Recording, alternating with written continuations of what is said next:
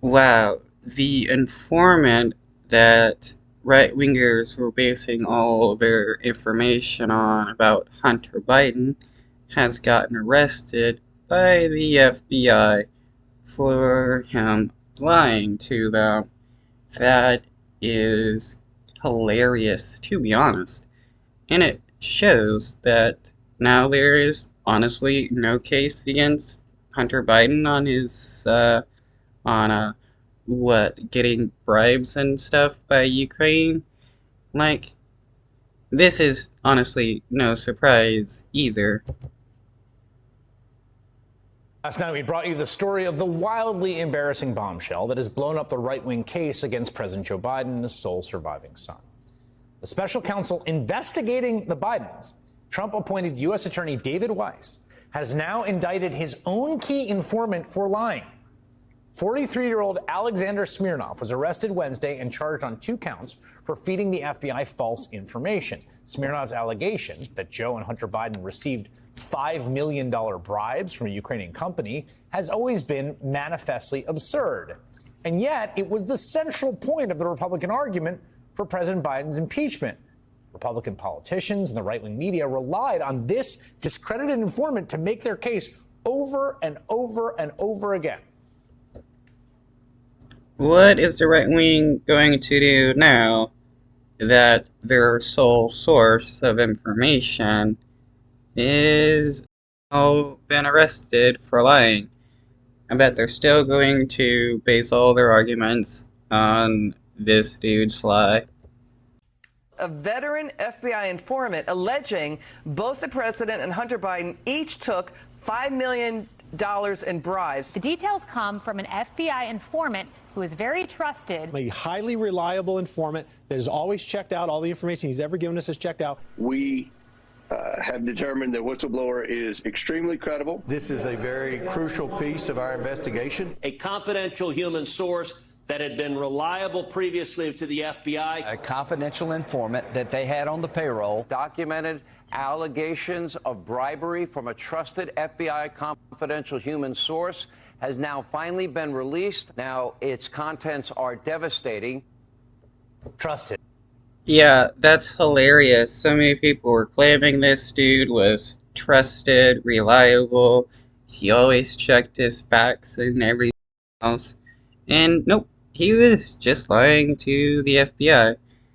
Which makes me question how many other informants are just lying to their handlers about various things and people's lives being ruined just for these informants wanting to lie.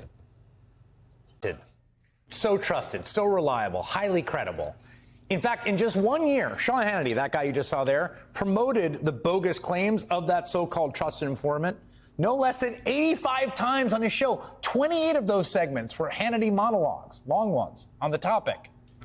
And of course, it was a joint effort between Fox News and elected.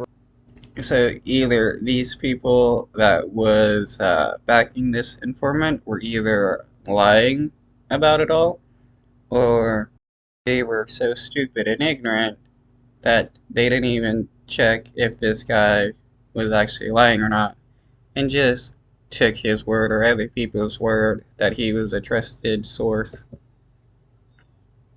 Republicans like Texas podcaster Ted Cruz, who talked about it ad nauseum on his thrice weekly program called The Big Cushy Chair, or whatever it is. So you might think, given the fact that their entire case just fell apart in the most public and embarrassing way imaginable, that at least some of these people would feel they had to address it.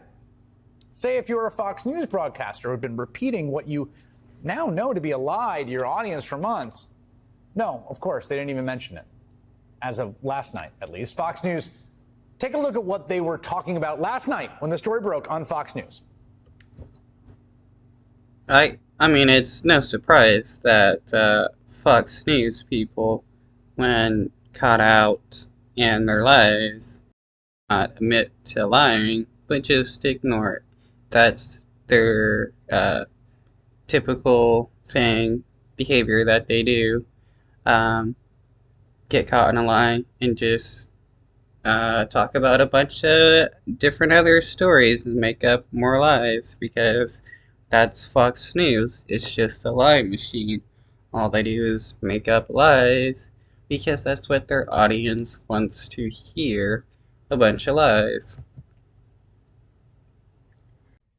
And welcome to Hannity. And today was an unmitigated disaster for Fulton County DA Fani Willis. Fanny lines blurred, allowing a county DA to bring charges against a former U.S. president is absurd and destructive. Fanny and the lover boy in the hot seat. The Trump Georgia case falls apart. But remember, this isn't a Fanny and... I mean, it doesn't really fall apart. I mean, if some way that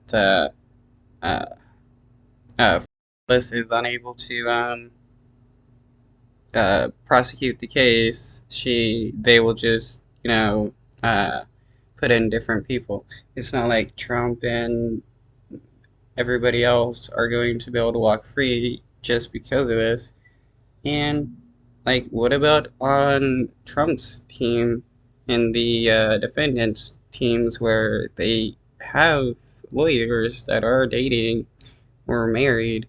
So like, how is that not a conflict of interest as well if supposedly Fani and Weed having a relationship is somehow a conflict of interest? Loverboy scandal. It's a Biden scandal. We also have to remember that Joe Biden at this point is essentially a vegetable. And another knock on Joe Biden's leaky bucket of a brain. Obama and the CIA caught cooking the books. Brand new bombshells. Wow, that music that they use to, that scary bit of music, they know that their base will get, hyped up and full of anxiety hearing that, especially with, Obama cooking the books. The usual charming content across all of Fox News primetime last night during this big story. There were 0 mentions of their favorite FBI informant. 0. Now, I think tonight they might get to it once they've gotten their stories straight. Break it to their audience. The person they've been relying on for over a year with this ludicrous claim wasn't telling the truth, has in fact been arrested for making it up.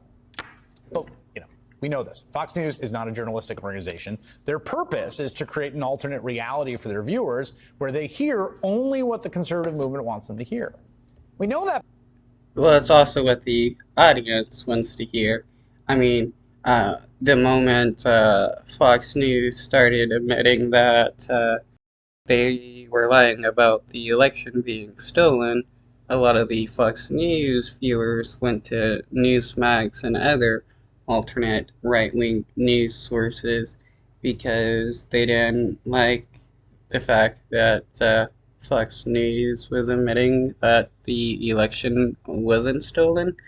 And after Fox News started losing audience members, they started doubling down on the election lies until they got sued by Dominion and Smartmatic. And then they again started telling everybody not to say that the election was stolen because that would just be more evidence of defamation against them, which they did lose their cases.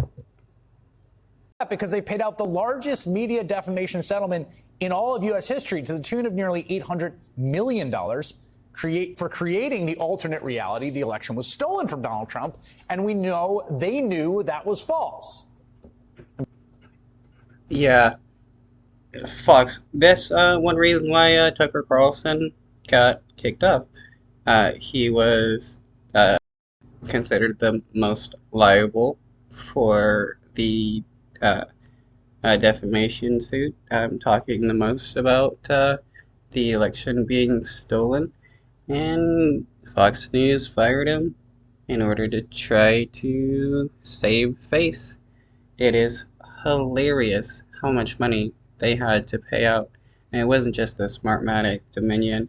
There was a guy in South America who sued Fox News over defamation, and they lost as well because Fox News knew that their claims of the election being stolen was a lie, So there is no way for them to win their cases.